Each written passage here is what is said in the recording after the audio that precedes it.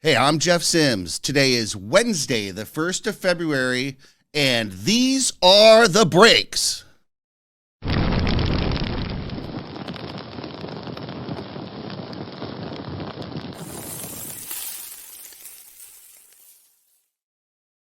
These are the breaks. These are the breaks. You know what it is.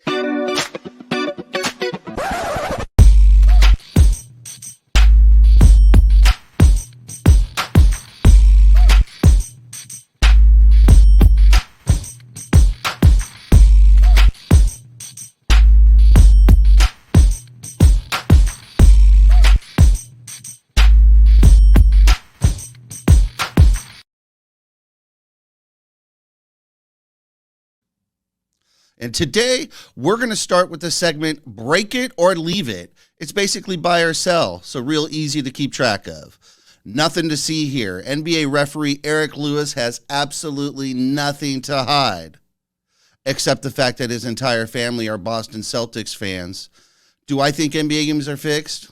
No, I don't. However, the amount of missed calls happening in the NBA by these referees is astounding, and something has to be done. It is hurting the game. As we all know, we've heard it. We've heard the screaming. We've heard the yelling. The refs missed a blatant call, a blatant foul against LeBron James in the closing seconds of the Boston Celtics versus Lakers game that could have sent LeBron James to the line to shoot 2 free throws and seal the win. Instead, the game went to overtime, Boston winning that game.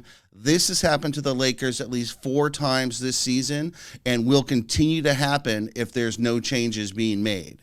Now, Lakers are not the only team suffering at the hands of these referees, so don't get me wrong. However, this was a blatant call on national TV, no question about it. You know, there's really no reason that this should continue. We live in a technology world. Let's use it, people. There's no excuse these days to get it wrong. I propose a couple rule changes that I think might help. These are my rule changes for break it or leave it today. Number 1, if a coach challenges a call and wins that challenge, he gets to keep his challenge. He may lose a timeout, but he gets to keep his challenge. Why are we making these coaches suffer for getting something right? If the refs fail and miss a call and a coach calls it out and challenges that call and wins, why does he lose his challenge? If that wasn't the case, then it would be a potential that Darvin Ham may have been able to challenge this call. Now, that's probably not the issue here because it was a no call. No calls can't be challenged. You can challenge calls and say that wasn't right, but currently you cannot challenge a no call. That needs to change as well.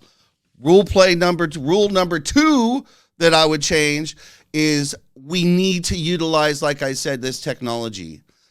Any play can be replayed in the final 2 minutes of regulation if the teams are within 10 points of each other. So if you're leading into 2 minutes left in the game is within 10 points, any play or non-call can be reviewed not only by the referees, but by the officials in New York. We know they're sitting there. We know they're watching the games. With HD TV and the technology we have today, there's no excuse to get it wrong. They can get to the answer quick. We all did. We saw the game. The replay happens fast on TV. You know the foul was there. You know it's a missed call. Now you know the whole game is in question because of it.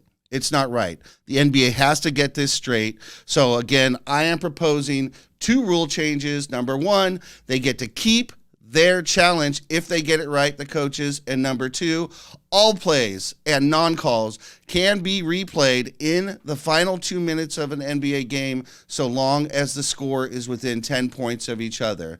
That is my break it or leave it for the week. Let's move on to another segment here we call Unbreakable. This is basic. Things athletes do that prove they're just different people. We know they work out hard. We know their drive, their passion, especially the great ones, is different than anyone else on this planet. We know that their ability to take pain is something that is just second to none. However, we've got a story here that we need to touch on that is just amazing. NHL hockey players are without a doubt some of the toughest athletes in professional sports. No question. They take pain, they get banged, they fight, everything along those lines. And to prove that hockey players are the best, after taking a hockey stick to the mouth, the Islanders' Brock Nelson took things into his own hand on the bench and went ahead and pulled out his loose tooth that got loose just by getting knocked in the face by a hockey stick inadvertently. Again, this man went to the bench, said, oh, look, my tooth is loose. Let me go ahead and pull that. Who knows? Maybe it's been knocked out multiple times before. It really doesn't matter. To yank your own tooth on the bench, keep playing and moving on, NBA players wouldn't be doing that. NFL players might be doing that, but probably not. This definitely proves that NHL hockey players are unbreakable. That's our first two segments. We're going to take a quick break. We'll be right back. You're watching The Breaks. I'm Jeff Sims. Don't go anywhere.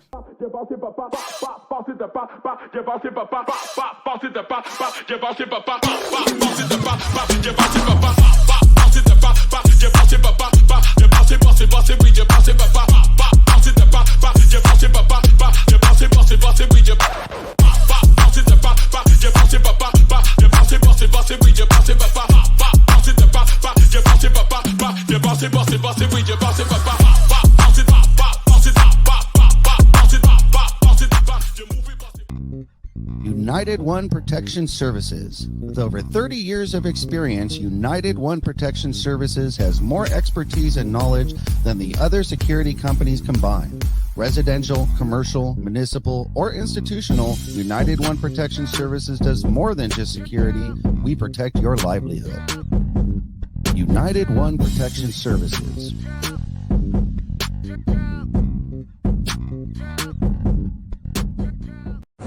Profanity Nation. A podcast for the fans, by the fans. Dive deep into the topics the other shows miss. Raw and uncensored. And he's going to play team ball. His legacy is at stake. Rare, hard-hitting interviews with players, coaches, and you, the super fans. I'm not hating. I'm like, okay, cool. Good. 3 championships in 5 years. He's more than good, bro. Profanity Nation. Listen live or subscribe on your favorite podcast platform. Powered by Jesse Brown of Keller Williams. As you all know, I am an NBA guy. So we're going to go ahead and get started with the fast break, NBA news. The NBA the NBA trade deadline is approaching quickly, February 9th. That's next week, guys. Lots of teams out there in the market, lots of teams looking to improve. Are there any teams looking for a fire sale? Are there any teams looking to dump players? I think there is.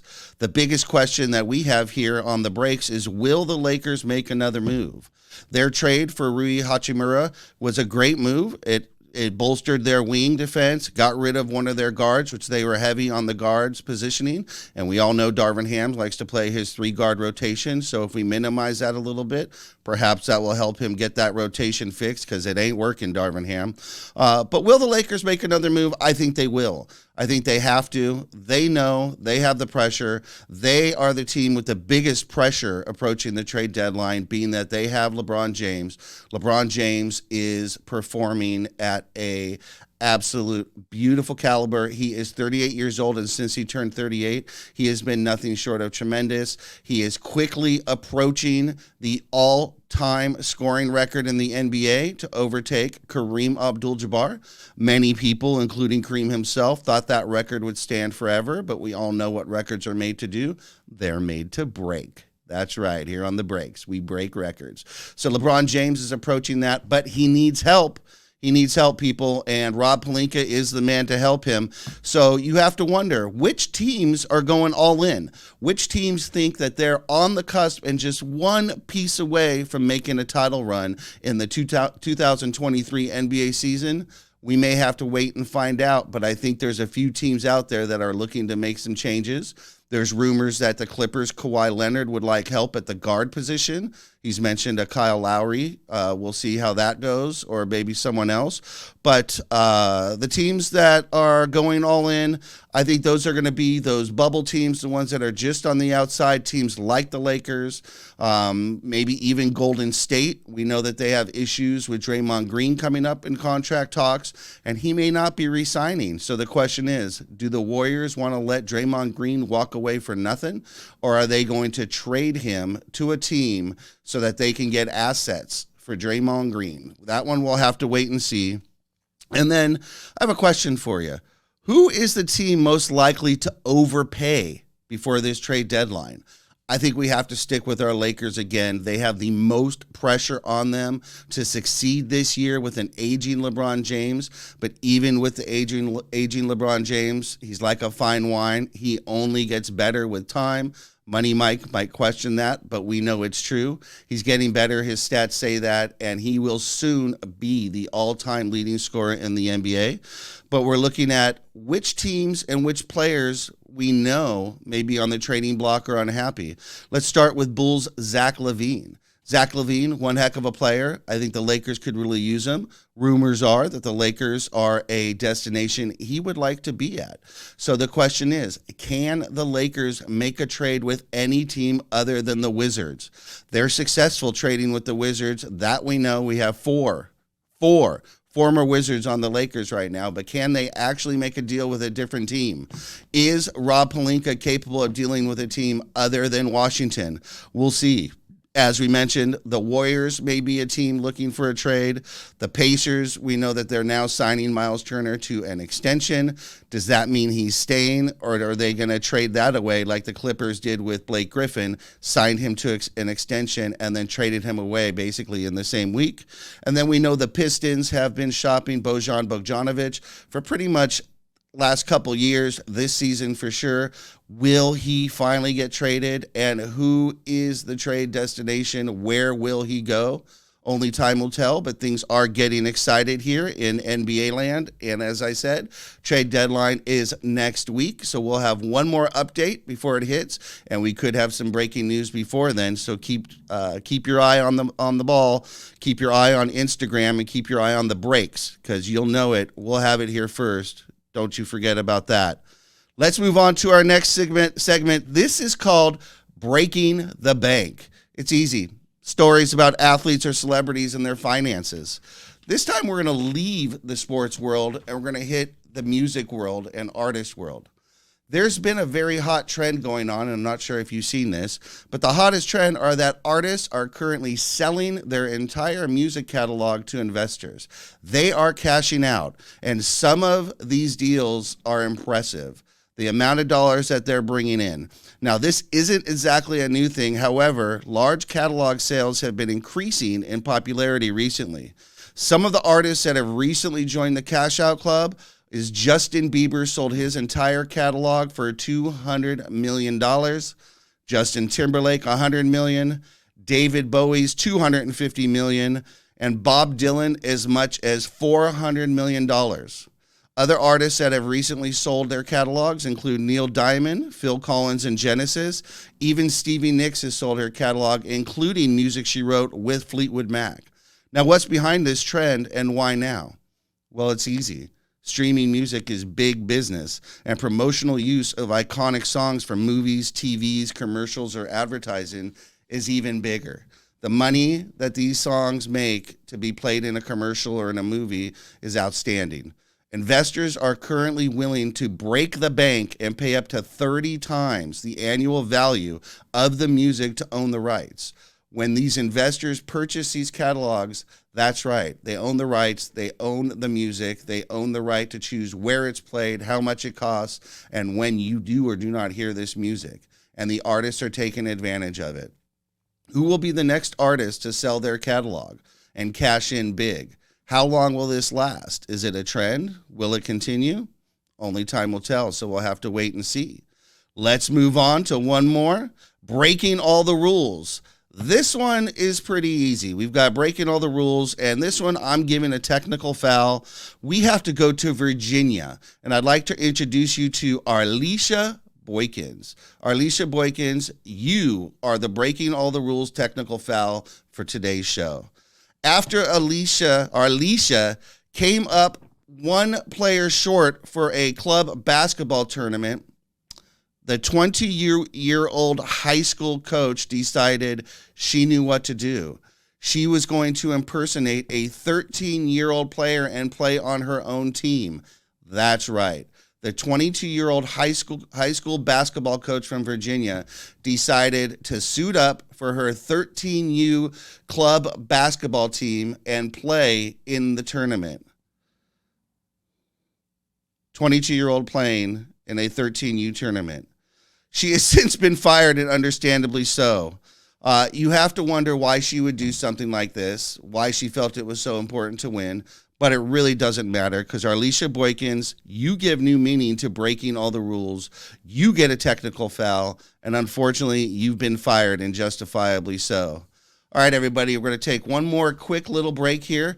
We'll be back in a second, and when we come back, we're going to get to the NFL breakdown and plenty to discuss there. A GOAT is retiring. I repeat, a GOAT has officially retired.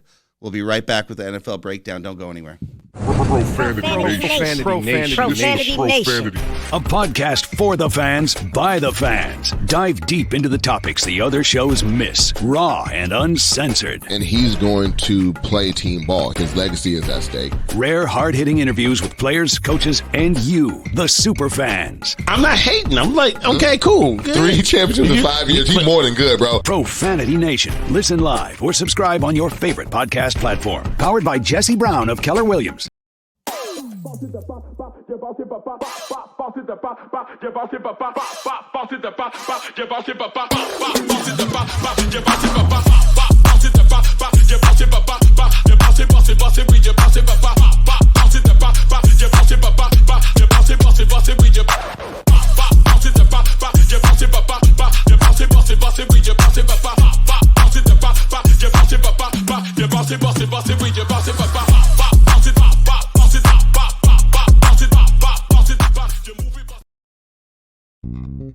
United One Protection Services. With over 30 years of experience, United One Protection Services has more expertise and knowledge than the other security companies combined. Residential, commercial, municipal, or institutional, United One Protection Services does more than just security. We protect your livelihood. United One Protection Services.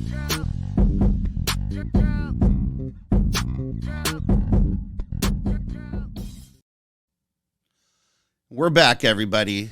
This is the breaks, and we're now on to the NFL breakdown. NFL news and updates. As I mentioned before we went to break, a GOAT has retired. The GOAT, Tom Brady, has decided he will retire from NFL football. He is done.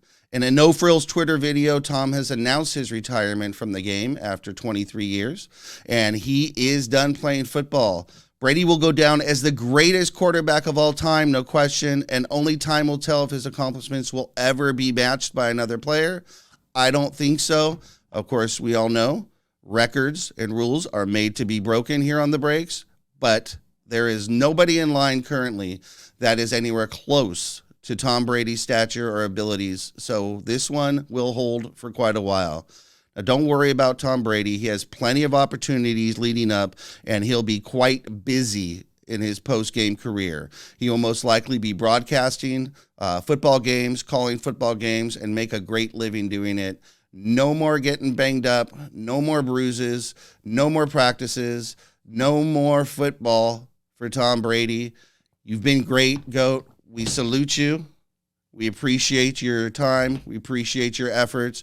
Appreciate what you've done for the game. It's time to let the young boys in now and have a chance. Tom Brady, you are the GOAT. Congratulations on your retirement. Let's all go to other NFL news. We all know at this point the two teams that are heading to the Super Bowl.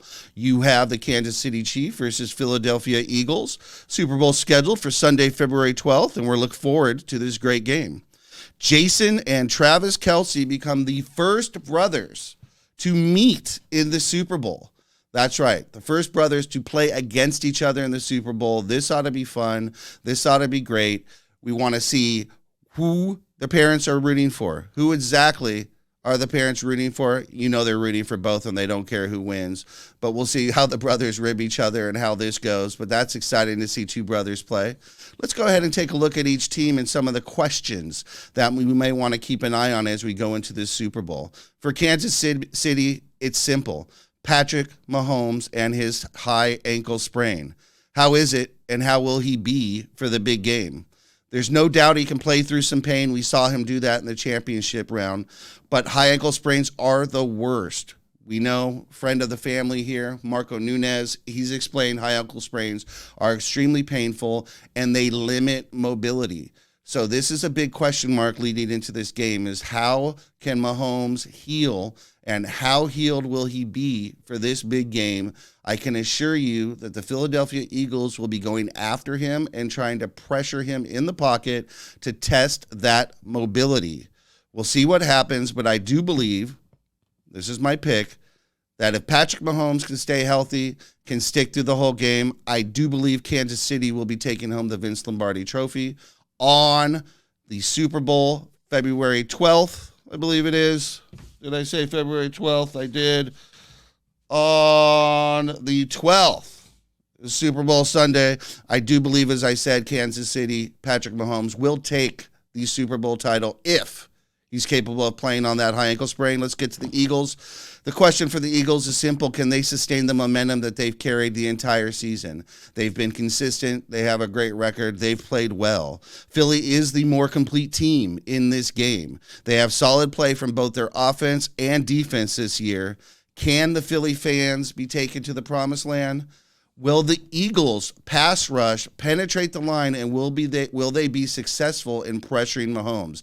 That is the question for the Eagles. They have to put pressure on Patrick Mahomes. They have to make him uncomfortable. They have to force his mobility and have him test that ankle the entire game.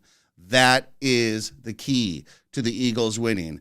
If they're able to do that, if they're able to pressure Mahomes and they're able to push him out of the pocket, then the Philadelphia Eagles will be your 2023 NFL Super Bowl champions. There's no question about that. Now, you know, here on the breaks, we like to tell you about things coming up. So now we're going to talk about the breaks game of the week. And I've got a good one for you. This one, we're heading back to the NBA, and we're talking about the Memphis Grizzlies taking on the Cleveland Cavaliers. This is on Thursday night. Memphis coming in with a 32-18 record behind the stellar play of their star, Ja Morant, and team. Cleveland is sporting an impressive 31-21 record, and we can't say, oh, it's just the East. That doesn't count this year because the West is playing like crap. The Lakers can't seem to get through that door that the West keeps leaving open, but the West is playing weak this year compared to the East. So that's the question. This is by far the game of the week is Memphis versus Cleveland. I'm picking Memphis. I think Ja Morant will overcome the Cleveland Cavaliers. He will rise to the top like some nice sweet cream. Ja Morant is going to go ahead and take this victory, and that is my pick for the breaks game of the week.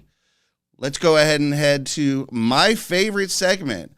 This is Breakout with Jeff. This is the commentary section. Woo! This is where the host gets to pick his own topic and rant, do whatever they want to do for at least a minute or two. Now, when choosing a topic, one has to be picky. It has to be intriguing and even polarizing to some extent. It should be something that draws the viewer in and really captures the imagination of the audience. So with my free time, I'd like to chat about one of my favorite things in the world, and I bet it's one of yours too. Oops. Sorry, guys. We're out of time for today. But thanks for joining me on this edition of The Breakout with Jeff.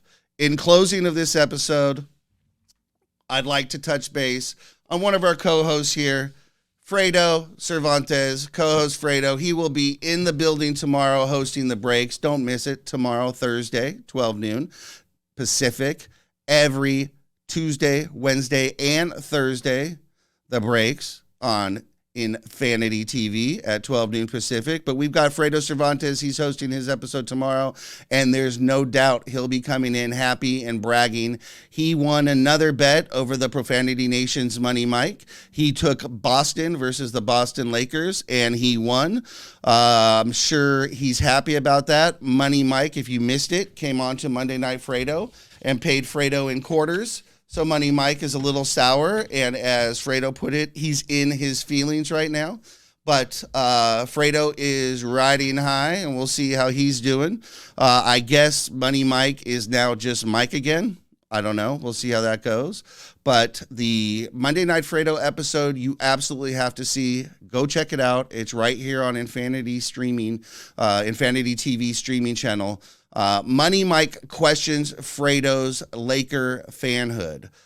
Fredo insists he's a Laker fan, but says he's just not a Laker fan right now. Just not a Laker fan right now because the team's not playing good. What, Fredo? I call you out. Money Mike is 100% correct. You can't pick and choose when you're a fan of a team. You can't leave when the team's playing bad and then jump back on the bandwagon when the team's playing good. And that's exactly what you said on Monday Night Fredo.